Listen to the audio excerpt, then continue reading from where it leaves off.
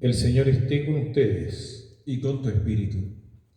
Evangelio de nuestro Señor Jesucristo, según San Juan. Gloria a ti, Señor.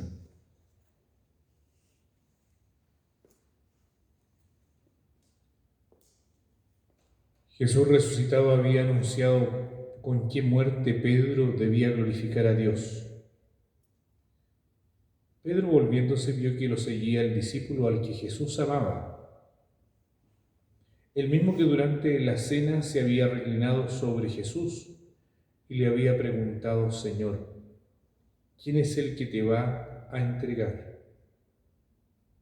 Cuando Pedro lo vio, preguntó a Jesús: Señor, ¿y qué será de éste? Jesús le respondió: Si yo quiero que él quede hasta mi venida, ¿qué te importa? Tú sígueme. Entonces se divulgó entre los hermanos el rumor de que aquel discípulo no moriría. Pero Jesús no había dicho a Pedro: él no morirá, sino: si yo quiero que él quede hasta mi venida, ¿qué te importa? Este mismo discípulo es el que da testimonio de estas cosas y el que las ha escrito, y sabemos que su testimonio es verdadero. Jesús hizo también muchas otras cosas. Si las relatara detalladamente, pienso que no bastaría todo el mundo para contener los libros que se escribirían. Palabra del Señor. Gloria y honor a ti, Señor Jesús. Señor, ¿a quién iré? Tú tienes palabras de vida y todos hemos creído que el Hijo de Dios eres tú.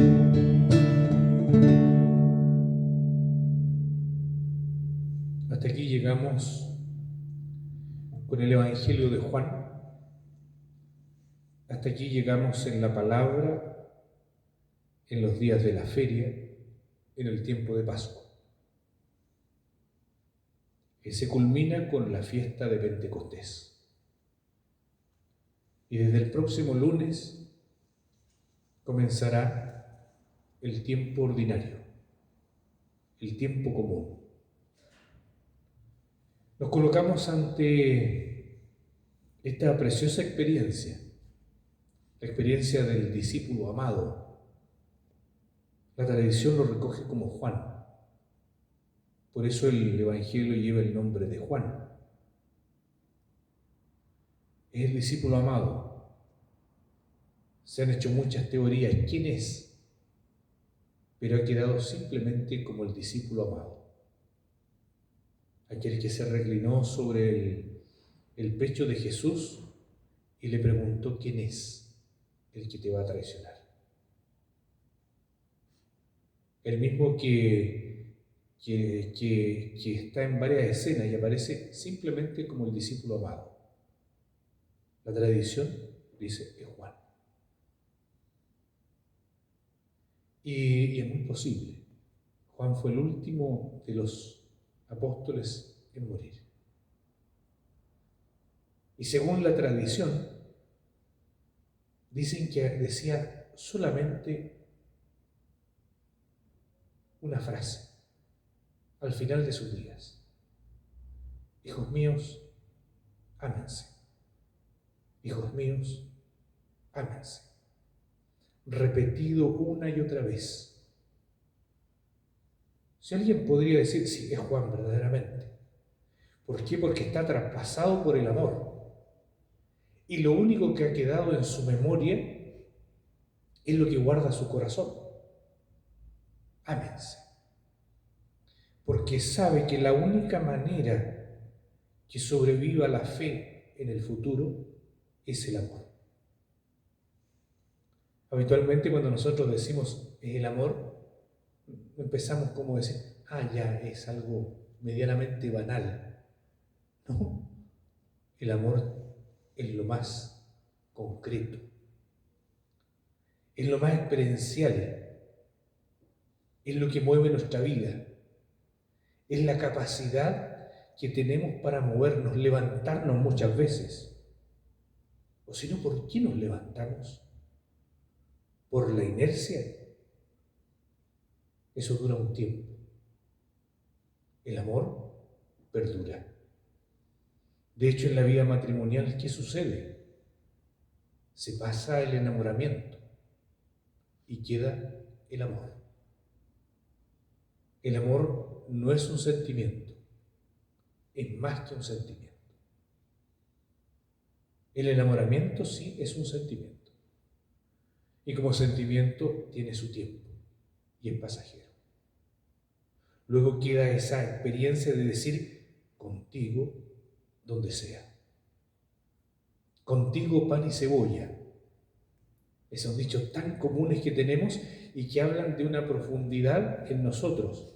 Fíjense cómo el discípulo amado relata la conclusión de este libro.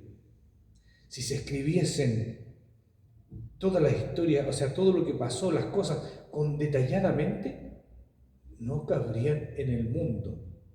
Eso es una exageración. Nadie podría escribir tanto. Pero lo que está diciendo es otra cosa. Es que la experiencia del amor es inabarcable, es indecible. Y por eso hoy día nos colocamos como comunidad ante esa promesa, como la primera comunidad, que ustedes recuerdan, la antífona primera, que comenzamos esta celebración. Perseveraban en la oración los discípulos, junto con algunas mujeres y con María. ¿Qué hacían los discípulos, los apóstoles y las discípulas y María, entre ellos? ¿Qué es lo que hacían? Perseveraban en la oración. Eso nos dice. Entonces la comunión más plena que existe entre nosotros es perseverar en la oración. Cuando hablamos de la vigilia pascual, se ha infantilizado un poco, en estos últimos años, o yo diría decenios y más todavía, lo que es la experiencia de Pentecostés. Pentecostés, más que un fulgor, es una experiencia íntima de la comunidad en la espera. Y por eso la experiencia de la vigilia pascual es estar ante la espera de la promesa del Padre, de la promesa que el Hijo les ha hecho a los discípulos. El Padre les enviará al Espíritu de la verdad. Y de hecho somos testigos. La cantidad de frutos que surgen en medio de los discípulos, muchas veces no reconocida y muchas veces tan necesaria para este mundo, un poco de paz, un poco de amabilidad en este mundo, que son los frutos del Espíritu. Ahí están en la cápsula de ayer. Ahí están esas experiencias que son, yo diría, verdaderamente signos de lo que Dios quiere realizar con la humanidad y de cómo nosotros debemos dejarnos conducir para hacer un mundo más amable. Vemos las noticias y presentamos simplemente los horrores de lo que somos capaces, de asesinatos crueles, de fanatismos absolutos. ¿Y dónde está esta visión de la promesa que Dios ha hecho? Pasa en silencio en medio de este mundo, con hombres y mujeres sencillos que manifiestan una gran dulzura para este mundo. Ahí están, pero no aparecen en los diarios, no aparecen en las noticias de la televisión, porque no es noticia. La bondad y el amor no es noticia, pero es lo que sostiene a este mundo. En eso esperamos. Y mientras esperamos, lo vivimos. Vivimos en la fuerza del Espíritu. Llevamos 2000 años en esto. Y la comunidad sigue siendo invitada a lo mismo. Perseveren en la oración. Esa es la gran invitación de este día. Una última cosa que quiero decir con respecto a los hechos de los apóstoles. Pedro ha llegado a Roma y allí anuncia. Así está escrito la obra de Lucas. Es un conjunto. El Evangelio de Lucas, junto con los hechos de los apóstoles, es una sola obra unitaria. Se le llama el camino. El Evangelio de Lucas siempre pone a Jesús caminando hacia Jerusalén, la cruz. Y la comunidad desde Jerusalén va hacia el centro del mundo conocido, Roma. Por eso que al concluir el Evangelio, ¿dónde está al concluir los hechos de los apóstoles, ¿dónde está Pablo? En el centro del Imperio Romano. Allí, dando testimonio de Cristo. ¿En qué situación favorable? No, la cárcel.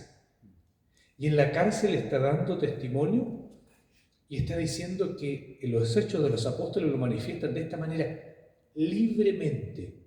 Es una contradicción. En la cárcel dando testimonio libremente. Quizás para nosotros que esperamos siempre vientos favorables, el Espíritu nos sitúa en diversas situaciones. Puede ser no favorable lo que estás viviendo, pero es el tiempo. Es el tiempo oportuno para anunciar, arguir, enseñar lo que nos dice, eso nos dice Pablo. Así que en lo que vivas, enfermedad o salud, riqueza o pobreza, siempre es tiempo del anuncio. Este tiempo de Pascua está culminando con esta fiesta de Pentecostés.